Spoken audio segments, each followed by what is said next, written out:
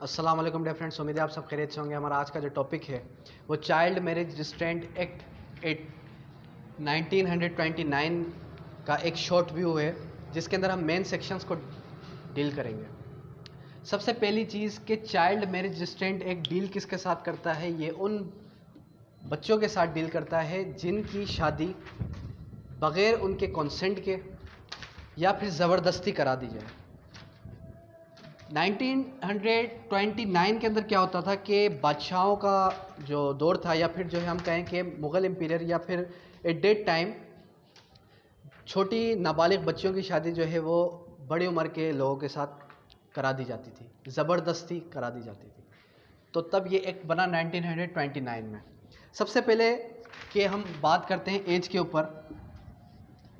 As का यहाँ पर थोड़ा बहुत डिफरेंशिएट है मेल और फीमेल का। Child marriage restraint act law के अंदर जो एज ऑफ प्यूबर्टी है, लॉ के अंदर अगर हम देखें कि कोई भी बालिग बच्चा है तो वो होता है अकॉर्डिंग टू लॉ, अगर मेल है तो 18 ईयर्स और अगर फीमेल है तो 16 ईयर्स। लेकिन इस्लाम हमें क्या कहता है? इस्लाम हमें 18 या 16 ईयर्स की एज नहीं बताता प्यूबर्टी की। इस्लाम हमें प्यूबर्टी की एज बताता है कि अगर कोई भी बच्चा होगा वो बालिग कब होता है? वो बालिग तब होता है कि जब वो बुलूगत तक पहुंच जाए। कोई भी फीमेल है तो वो जो है चाइल्ड, एक बच्चा प्रोड्यूस करने के काबिल हो जाए, और कोई भी मेल है तो वो जो है किसी भी एज में हो सकता है, 11 साल, 12 साल, 13 साल, लेकिन फ़ीमेल जो है उसकी 9 ईयर्स के बाद कोई भी एज हो सकती है। अब यहाँ पर ये चीज़ जो है ना, इस्लाम के अंदर बता दी गई कि जब भी एक बच्चा बालिग हो जाए, बलूगत तक पहुँच जाए, तो आप उसकी शादी करा दो। अब यहाँ पर ये चीज़ आ गई कि लॉ के अंदर तो हमें कह रहा है चाइल्ड मैरिज रिस्ट्रेंट एक्ट, तो इस्लाम के अंदर कह रहा है कि बच्चा जब बालिग हो जाए 10 साल, 12 साल। अच्छा, ये तो फिर दोनों में इतना कॉन्फ्लिक्ट क्यों आ रहा है? दोनों में कॉन्फ्लिक्ट इस वजह से है कि इस्लाम भी इस लॉ को नहीं रोकता, क्योंकि child marriage restraint act deal करता है उन बच्चों की शादी जो कि ज़बरदस्ती करा दी जाए बिना उनकी मर्ज़ी के। अच्छा, दूसरी चीज़ ये कि अब ये जो एज ऑफ प्यूबर्टी है, age of puberty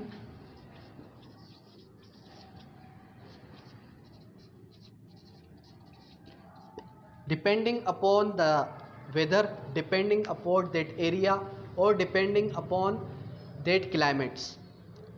her area wise जो है कोई भी बच्चा बालिग हो सकता है। कुछ ऐसे एरियाज़ हैं जहाँ पर बच्चे जो है 10 साल की उम्र में ही बालिग हो जाते हैं। कुछ ऐसे भी एरियाज़ हैं जहाँ पर बच्चे 14 साल, 15 साल, 16 साल, 17 साल की उम्र में भी बालिग होते हैं। तो ये डिपेंड करता है एरिया पे, क्लाइमेट पे, और जो है वेदर पे। अब एज को हमने डिस्कस किया, अब आते हैं दूसरी चीज़ की तरफ। ये जो चाइल्ड मैरिज रिस्ट्रेंट एक्ट है, इसका कॉग्निजेंस लेगा मैजिस्ट्रेट। इसका कॉग्निजेंस कौन लेगा? Magistrate, with accordance 190 CRPC, with according 190 CRPC, और प्रोसीड करेगा accordance 200 CRPC। Child marriage restraint act deal करता है किस चीज़ के साथ? फोर्सफुली अगर किसी बच्चे की शादी करा दी जाए बिना उसकी मर्जी के। सेक्शन 1 पे आते हैं अपन। Section 1 of child marriage restraint act हमें बताता है short title and commencement. Child means कोई भी बच्चा जो कि मेल है तो under the age of 18, female है तो अंडर द एज ऑफ 16। और शॉर्ट टाइटल और कमेंसमेंट में हमें क्या बताता है कि this act will be applicable with the whole provisions of Pakistan and Balochistan. अच्छा, अब इसमें बलूचिस्तान का नाम क्यों आया? क्योंकि एट डेट टाइम 1929 में बलूचिस्तान जो है वो पाकिस्तान का एक पार्ट नहीं था, उसको एक अलग नाम से पहचाना जाता था। कोई भी बच्चा जो कि अंडर द एज ऑफ 18 हो, या अगर फीमेल है तो अंडर द एज ऑफ 16 हो, अगर उस बच्चे की कोई भी शादी करा दे ज़बरदस्ती, तो मैजिस्ट्रेट जो है इसका कॉग्निजेंस लेगा और प्रोसीड करेगा विथ अकॉर्डेंस 200 CRPC। दूसरी चीज़ ये आती है यहाँ पर कि उसकी पनिशमेंट क्या है। उसकी जो पनिशमेंट है वो होगी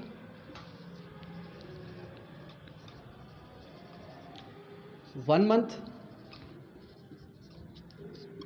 1000 रुपीज़।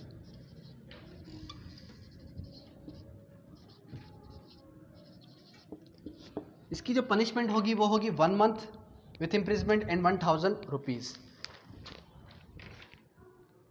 अब यहाँ पर एक कॉन्फ्लिक्ट है कि अगर शादी हो चुकी हो तो अगर वो केस मजिस्ट्रेट के पास है तो क्या वो शादी को इनवैलिड करा सकता है या फिर डिसॉल्व कर सकता है उस मैरिज को? नहीं। अगर शादी हो चुकी है तो वो इनवैलिड नहीं होगी, वो वैलिड मैरिज होगी। लेकिन अगर वो बिफोर मैरिज मजिस्ट्रेट के पास केस आता है तो वो उस शादी को होने से रोक सकता है और उस मैरिज को इनवैलिड भी नहीं करा दिया जा सकता। अकॉर्डिंग टू 1970, अभी एक केस ला लिखें आप। According to 1970 SCMR page number 437, whoever a girl reach the age of puberty and with free will the magistrate is valid under the Muslim law। अगर कोई भी एक अच्छा, इस केस ला में क्या हुआ कि एक लड़की जो है वो कहती है कि मैं, उस लड़की का केस आया, उस लड़की की एज थी 13 साल और लड़की की एज ज़्यादा थी। तो जज ने पूछा क्या आप बालिग हैं? तो लड़की ने कहा मैं बालिग हूँ और जो है मैं अपने शौहर के साथ खुशी खुशी रह रही हूँ और मैं रहना चाहती हूँ। तो जज ने बाइज़्ज़त उस लड़की को अपने शौहर के साथ भेज दिया। इट मीन्स के इसके अंदर फ्री विल का होना बहुत नेसेसरी है। अब आते हैं हम सेक्शन नंबर 5 की तरफ, जो कहता है हुएवर परफॉर्म कंडक्ट डायरेक्ट। कोई भी अगर शादी कराता है, कोई भी, यहाँ पर आ गई बात, कोई भी अगर शादी कराता है किसी भी लड़के या लड़की की, शैल बी एक्सटेंड 1 मंथ। यहाँ पर भी यही पनिशमेंट है, 1 month and 1000 rupees with fine. अब आते हैं केस ला। तो 206 का ये केस ला है, जो केस ला हमें ये केस ला भी हमें यही डील करता है कि where a girl who is the age of puberty shall be sent with her husband. यहाँ पर भी इसी केस में भी यही हुआ कि एक लड़की जो है नाबालिग थी, लेकिन उस लड़की से पूछा गया क्या आप अपने शौहर के साथ राज़ी हैं रहने में? तो उस लड़की ने कहा जी। अच्छा, यहाँ पर ये चीज़ है कि अगर लड़की राज़ी नहीं है या फिर लड़की ये समझती है कि उसका जो मेंटेलिटी है वो वीक है, तो वो after the age of puberty भी अपनी मैरिज को डिसॉल्व करा सकती है। उसके बाद पनिशमेंट ऑफ पेरेंट गार्डियन। अब सेक्शन नंबर जो 6 है, सेक्शन नंबर 6 डील करता है पनिशमेंट फॉर गार्डियन, कि अगर कोई भी पनिशमेंट पे फॉर गार्डियन पेरेंट्स। इससे पहले का जो सेक्शन था वो तो डील कर रहा था कि अगर कोई भी शादी कराता है, लेकिन यहाँ पर पर्टिकुलरली गार्डियन और पेरेंट्स की बात की जा रही है कि पेरेंट्स अगर ज़बरदस्ती बिना बच्चों की मर्ज़ी के, और जो बच्चे जो है चाइल्ड हैं, बच्चे हैं, तो उनकी मर्ज़ी के बिना अगर कोई भी पेरेंट्स शादी करा दे तो उसकी कितनी पनिशमेंट है। Where a minor contract a marriage, child marriage, any person having charge of minor whether as parent और गार्डियन। कोई भी गार्डियन उनकी शादी कराता है बिना उनकी मर्ज़ी के, चाहे फिर लॉफुल हो चाहे फिर अनलॉफुल हो, तो उनकी कितनी पनिशमेंट होगी? उनकी पनिशमेंट भी यही होगी, 1 मंथ 1000 रुपीज़। इनकी पनिशमेंट भी इतनी ही होगी, 1 मंथ एंड 1000 रुपीज़। अब यहाँ पर एक कॉन्फ्लिक्ट है कि लॉ के अंदर ये चीज़ बता दी गई कि अगर वो फीमेल होगी तो उसको सज़ा नहीं दी जाएगी। इट मीन्स कि अगर मदर है, माँ है, तो उसको सज़ा नहीं होगी। उसकी क्या पनिशमेंट है? उसकी पनिशमेंट 1000 रुपीज़, लेकिन उसको जो है उसको इम्प्रिजमेंट पे केप्ट नहीं किया जाएगा। ये चीज़ क्लियर हुई। अब आते हैं प्रिजम्पशन की तरफ। प्रिजम्पशन इसका क्या है? प्रिजम्पशन इसका हमें बताता है कि every child under the age of 16-18 और विदाउट कंसेंट। इसका प्रिजम्पशन भी यही है कि अगर कोई भी बच्चा 16 या 18, लड़की है तो 16, लड़का है तो 18 साल से कम होंगे, तो उनकी मर्ज़ी के बिना अगर शादी करा दी जाए तो वो फॉल करेगा चाइल्ड मैरिज रेजिस्टेंट एक्ट में। अब सेक्शन नंबर 8 की तरफ आते हैं, जुरिस्डिक्शन। इसकी जुरिस्डिक्शन किसके पास लगती है कि अगर कोई केस आप लेके जाएं चाइल्ड मैरिज रेजिस्टेंट एक्ट 1929 का, तो उसकी जुरिस्डिक्शन कौन से जज के पास होगी? तो उसकी जुरिस्डिक्शन जो है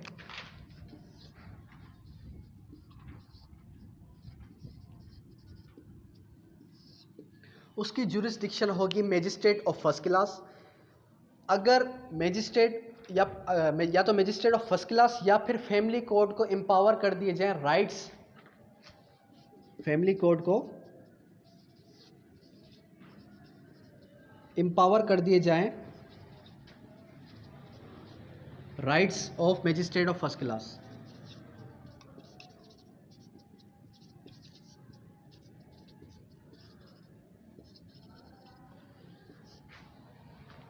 तो इसकी जो जुरिस्डिक्शन है वो है मैजिस्ट्रेट ऑफ फर्स्ट क्लास या फिर तो फैमिली कोर्ट को राइट्स एम्पावर्ड कर दिए जाएं। और प्रोसीजर कौन सा चलेगा? प्रोसीजर चलेगा CRPC, जो कि मैं पहले ही डिस्कस कर चुका हूँ, 190 और 200 CRPC। अच्छा, जो इसकी कंप्लेंट है, ये कंप्लेंट लेके कौन जाएगा? ये कंप्लेंट लेके जाएंगे यूनियन काउंसिल, UC जिसे हम कहते हैं UC, यूनियन काउंसिल इसकी कंप्लेंट लेके जाएंगे। और इसकी जो कॉग्निजेंस लेने का टाइम पीरियड है वो टाइम पीरियड है 1 ईयर, इसकी लिमिट है। इसकी लिमिट कितनी है? 1 year, 1 year time limit. Cognizance और कंप्लेनेंट कौन होगा? Union council.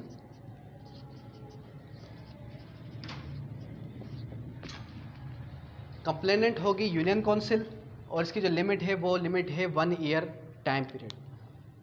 तो इसके जो मेन सेक्शन से आज हमने डील किया है, होपफुली आपको समझ में आ चुका होगा।